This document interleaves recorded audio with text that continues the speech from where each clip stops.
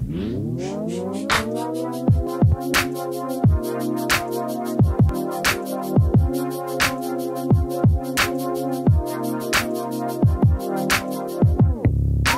my name is David Henry Hwang. I'm a playwright. I've been doing this for about 40 years. Know that the thing that makes you unique and different and idiosyncratic and weird, that's your gift as an artist. Because if you write from that place, you're writing the play that nobody else can write.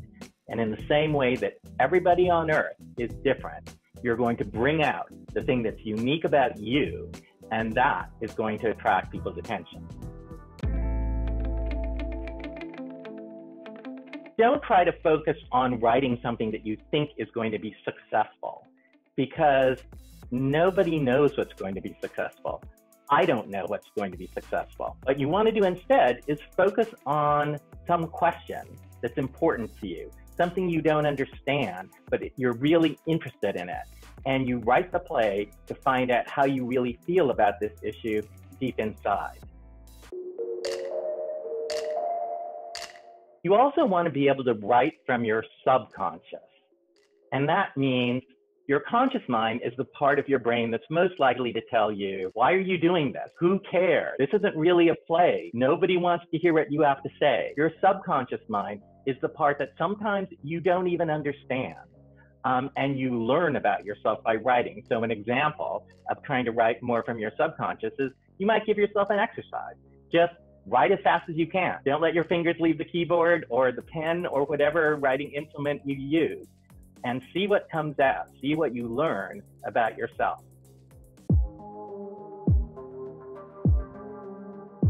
If there's something that you care about, if it's your personal identity, your community, your ethnicity, your issue, then writing about that truthfully is going to affect other people who see the work.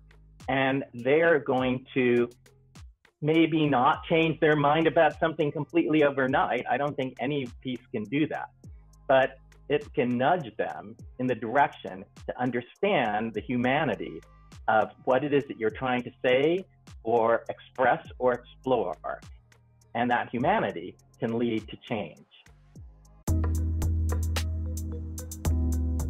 So my generation, I think, has screwed up in a lot of ways. One way is the proliferation of guns in America and gun violence that we have allowed to happen. And I hope that young writers participate in enough, #enough, because your voices are important now. How you feel about these issues, these questions, and what you have to say, your fears, your anxieties, your hopes, your anger. This is what we need to hear, your generation and all generations in America right now. The relationship between playwriting and political activism can be pretty vital. I got my first opportunity to be produced because of a protest. There was a theater in New York called the Public Theater. It's a very famous off-Broadway theater. They had done a play where they cast a Caucasian actor in an Asian role. This was when I was still in college, writing my first play. So the actors of that day protested this yellow-faced casting in front of the theater. Joe Papp, who founded that theater, was still running it at the time.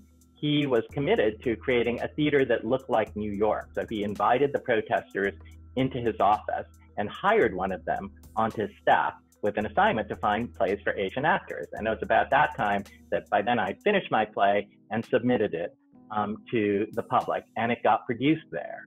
So I'm the beneficiary of affirmative action, because affirmative action targets a need and then creates a program to help deal with that. And my opportunity came about as a result of protest and political activism by actors of that day, which then opened the door, and I was the guy who got to walk through it. So submit your plays by June 20th to enoughplays.com.